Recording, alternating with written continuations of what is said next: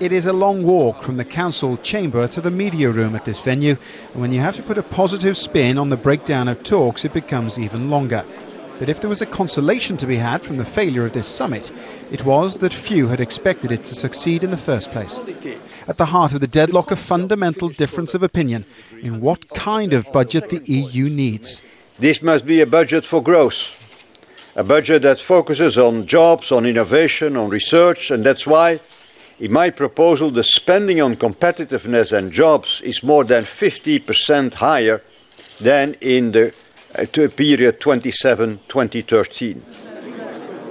But across Europe, individual nations are having to impose austerity budgets on their citizens. Spending is being driven down, not up.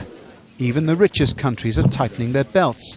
And here it was the British who drew the clearest line in the sand.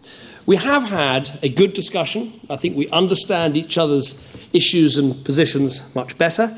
But frankly, the deal on the table from the President of the European Council was just not good enough.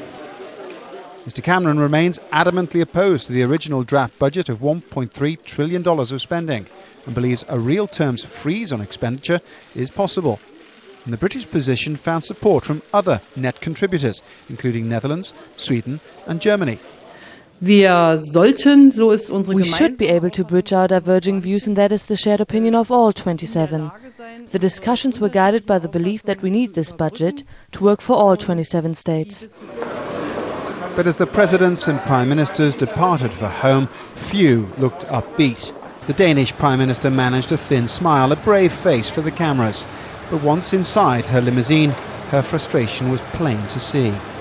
In total, the round table element of this summit lasted barely 6 hours. The differences were simply too big, the room for compromise too small. But compromise there will have to be when the leaders return here in the new year. Paul Brennan, Al Jazeera, Brussels.